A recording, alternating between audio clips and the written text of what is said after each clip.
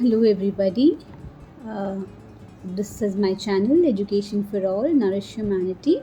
Welcome to my channel. My channel tries to raise children who will prosper, become great human beings, gain knowledge, learn how to apply the knowledge to create a wonderful society, secure future, and be happy in life. I take pride in launching videos for academic growth, personal growth, and social emotional well-being of all those who subscribe to the channel. I'll be happy and grateful if you like, subscribe, and share the videos to nourish humanity.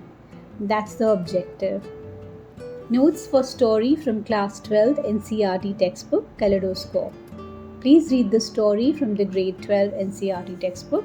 The chapter is I Sell My Dreams. Watch this video as I have tried to explain the story in simple ways. The other previous sections of the story are in an earlier video. Her Life and Selling Dreams, this is section 4. Post-war Vienna, the capital of Austria, still retained its grand traditional royal atmosphere. Vienna had beautiful buildings, formal culture, and a sense of old world charm post-war. After World War II, there were two powerful and opposing sides. The Western Bloc led by the USA, the Eastern Bloc led by the Soviet Union. Irreconcilable worlds refers to capitalism and communism, which could not peacefully coexist. Vienna was geographically located between these two ideological enemies right at the heart of Cold War tensions. Because of its location and political situation, Vienna became a hot spot for black marketeering, international espionage. Black marketeering, illegal buying and selling of goods due to shortages or rationing, international espionage, spying by intelligence agents from multiple countries. Post-war Vienna was chaotic, full of secret dealings and illegal trade. It sets the perfect mysterious atmosphere for the story. And for a character like Frau Freda, who is secretive and unpredictable. He calls her a fugitive, someone hiding or staying unnoticed. He calls her a compatriot, a person from the same country, Colombia. Frau Freda ate at the simple, inexpensive tavern near the student area, a place where poor or struggling students often ate. She didn't eat there because she needed to, she did it because she wanted to stay connected to her past, her humble beginnings, and the student life. Despite appearing modest, she was actually quite wealthy. She could easily afford to eat in fancy restaurants or even pay for everyone else's meal at the tavern, but she chose not to show off. This shows her modesty, generosity, and perhaps her desire to stay connected to a simpler life. Despite being part of the group, she kept her true identity a mystery. This adds to her character's mysterious and secretive nature. No one knew who she really was. The students gave her the nickname Frau Freda, a made-up German-sounding name because she never revealed her real one. She kept her identity secret. Frau means Mrs. in German. The narrator had just met Frau Freda. They didn't know each other well yet. It was an early conversation between them at the tavern in Vienna. The narrator uses the phrase happy impertinence to describe his bold question. Impertinence means rudeness or boldness, especially asking something too personal. But he calls it happy, meaning he asks curiously and playfully, not rudely. He asks her how she ended up in Austria, such a far and culturally different place, when she was originally from Cundio. Cundio, a mountainous region in Colombia known for its windy hills.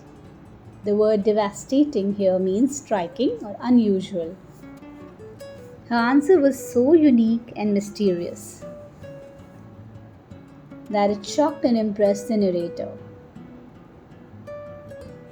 It suggests that she made her living by interpreting dreams, giving prophetic advice, a rare and almost mystical profession. I sell my dreams. This line reflects the story's main theme, the blending of dreams, reality, and fate, all through the mysterious power of a woman who never reveals too much. This is the title line in the heart of the story.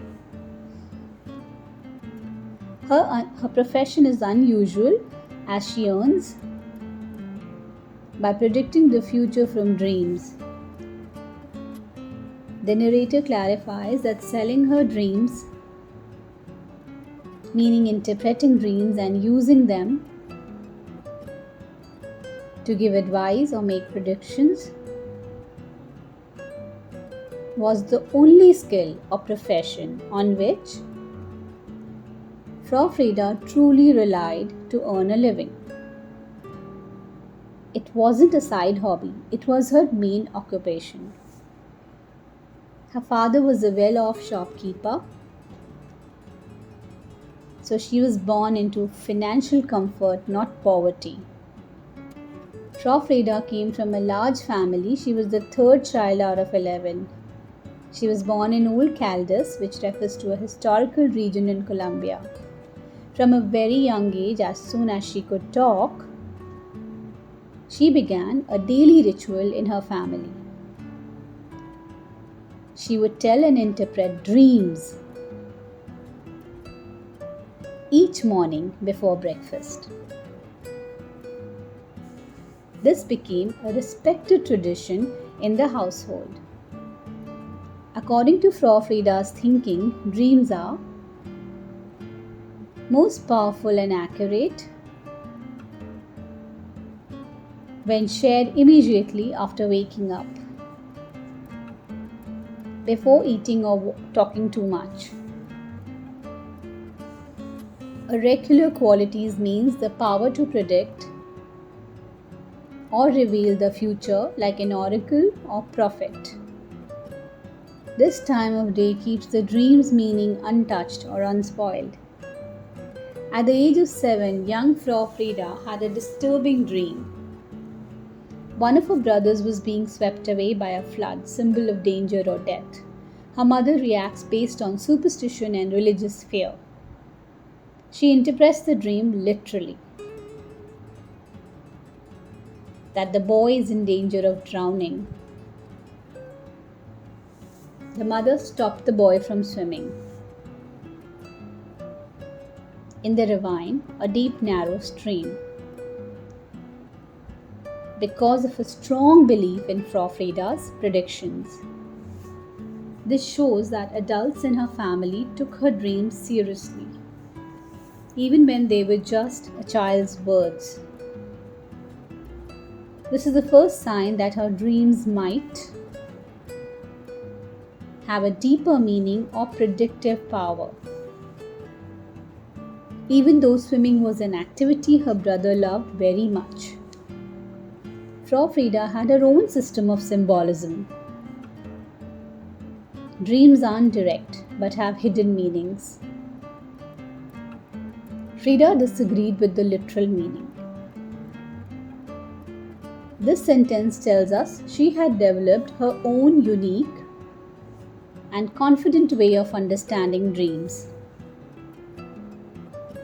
Her interpretations of the dreams were even more complex than her mother's superstitions. This shows her early confidence as a dream interpreter.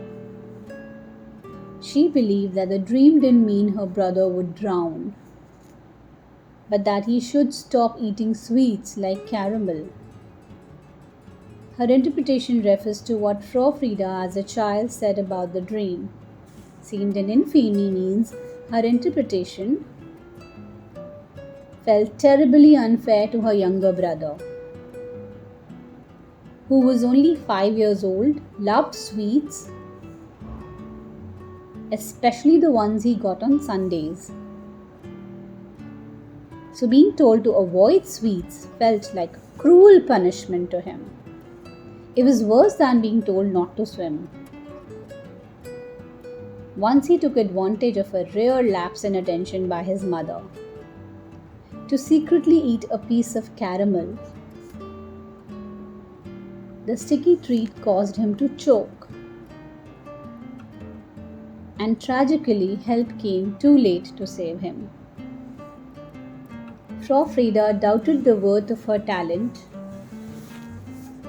until severe hardship brought on by the harsh winters in Vienna. Until life caught her by the throat, this is a metaphor suggesting she faced intense hardship or desperation, perhaps poverty or hunger, here referred to as cold. The harsh times left her with no choice but to use it to survive. The line captures a turning point where necessity forced her to rely on what she once doubted. This line shows that Frau Frida, now an adult and possibly in need of help during hard times like winter in Vienna, went out looking for a job. She didn't randomly pick a place. She chose a beautiful house where she wished she could live. This tells us she was bold, imaginative, and hopeful. When the people in the house asked about her skills or profession, she didn't lie or pretend to be a cook or maid. Instead, she honestly replied, "I dream." This moment marks the beginning of her career. As a professional dream interpreter, Frau Freda gave a simple explanation to the woman who owned the house. She didn't have to say much. She explained that she could interpret dreams, and that was enough to impress the lady. She was offered a small salary, enough to take care of her basic needs, not luxury. Despite the low pay, she was given comfortable living conditions, a good room, and regular meals. Breakfast was the most important part of her job. Frau Frida was interested in the stability and respect the position gave her. Each morning, the family gathered around her to hear her dream-based predictions about their future. The family she worked for included the father, a well-mannered and intelligent man who worked in finance, the mother, cheerful woman who loved romantic chamber music. Romantic chamber music is classical form that is emotional and expressive. The children, boy and a girl, aged 11 and 9. She becomes a sort of spiritual guide for a rich household. The entire family was deeply religious. Archaic means very old and outdated. Inclined means they were open to believing in such things. They were also believers in old-fashioned or ancient superstitions such as signs, omens, and the power of dreams. They were very happy to welcome someone like Frau Frida, who claimed she could interpret dreams. Obligation is equal to duty or responsibility. Decipher means interpret or find the meaning of something. Frau Frida's only job in the house was to interpret her dreams every morning and tell the family what would happen that day, their daily fate. The author points out that her role became especially important during the war, when people were afraid, uncertain, and looking for hope or guidance. During the war, real life was scarier and more dangerous than even the worst dreams. Sinister means frightening, dark, or threatening. So reality itself became like a horror story as people were surrounded by death, fear, and destruction. In such times, people turn to dreams for direction, comfort, or protection, and that's when Frau Frida's work mattered most. Frau Frida did her job of predicting the future through her dreams very effectively, especially during the war. War was a time when real life was so terrifying that even nightmares seemed less scary. Her dream interpretations gave people a sense of control and hope in a chaotic world. Each morning, Frau Freda would share her dream interpretations with the family. Her dreams were seen as messages or signs, and everyone in the family listened to her for instructions on how to go about their day, what to do, what to avoid. She had the power to influence daily decisions, give specific advice like whether to go out, sign a contract, or even stay home. This shows her influence was not just symbolic, but practical and detailed. Over time, her dreams became more powerful than any other opinion or decision in the house. Her words became final and unquestionable. Even the head of the family followed her instructions. Sole authority means she became the only person whose guidance was followed. Frau Freda became so trusted by the family that her dreams completely guided their daily lives. No one made a decision without first hearing what she had dreamed. Her role became more powerful than anyone else's in the household. She has a great influence on the family, showing how powerful belief in dreams can be. The head of the family, the rich man whose house Frau Freda worked in, passed away while the narrator was staying in Vienna. The man was grateful and respectful toward Frau Freda for her guidance over the years. So in his will, he honored her by gifting a portion of his wealth or property, estate. He showed grace, respect, and generosity in this final gesture.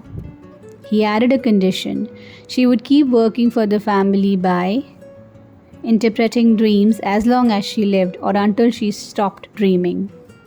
She was asked to continue interpreting dreams for the family for the rest of her life, showing how much trust and power her dream telling had in that household. The narrator remained in Vienna, Austria for over a month. This was during his youth when he was studying. Straitened circumstances means living in financial hardship or struggling with money. The narrator lived like the other students, with very limited resources, perhaps staying in cheap rooms, eating simple meals, and facing daily challenges. In simple words, he lived a poor student life. He was expecting money to be sent to him from family or friends, but it never came. This added to his financial stress and explains why he stayed poor during that time. The narrator lived in Vienna for over a month, struggling with limited money, just like other students. Not having enough money made his stay even more difficult as a student. Freda sometimes surprised the narrator and the other poor students by visiting them at the tavern.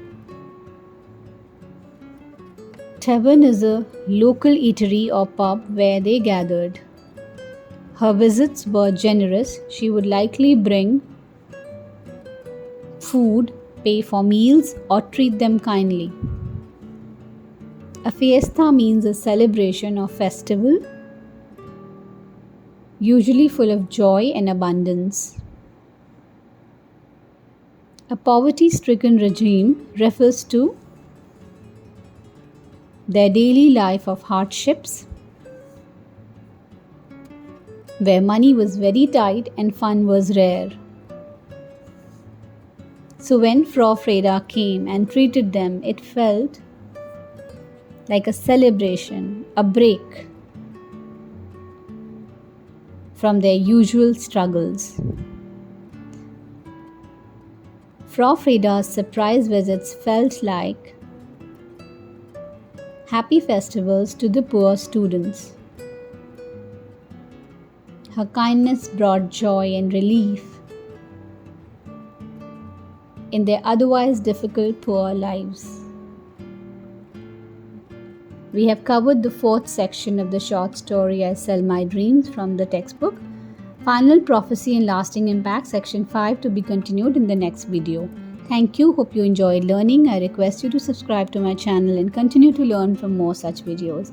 Please like, share, comment, subscribe. Thank you very much. Hello everybody.